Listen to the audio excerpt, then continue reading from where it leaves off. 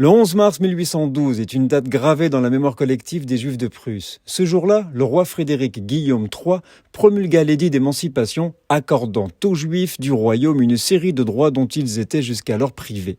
Cette décision historique, bien que progressive et imparfaite, marqua un tournant majeur dans l'histoire de la communauté juive prussienne et allemande.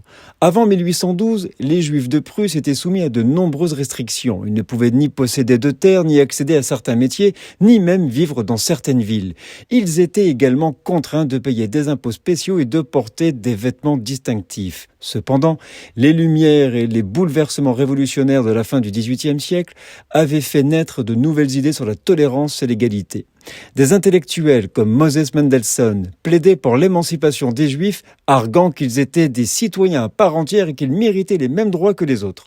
L'édit de 1812 ne signifiait pas une égalité totale pour les Juifs de Prusse. Ils étaient toujours exclus de certains postes gouvernementaux et militaires et ne pouvaient pas siéger au Parlement.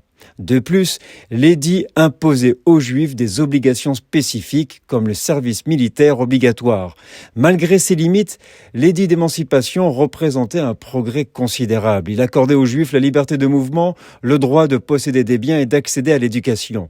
Il leur permettait également de participer à la vie économique et sociale du pays. L'émancipation des Juifs de Prusse fut un processus long et complexe. L'édit de 1812 ne fut qu'une première étape. Il fallut attendre encore plusieurs décennies pour que les Juifs obtiennent l'égalité totale en matière de droits civiques et politiques. Elle a également servi d'inspiration au mouvement d'émancipation juive dans d'autres pays d'Europe. Nous sommes le 11 mars.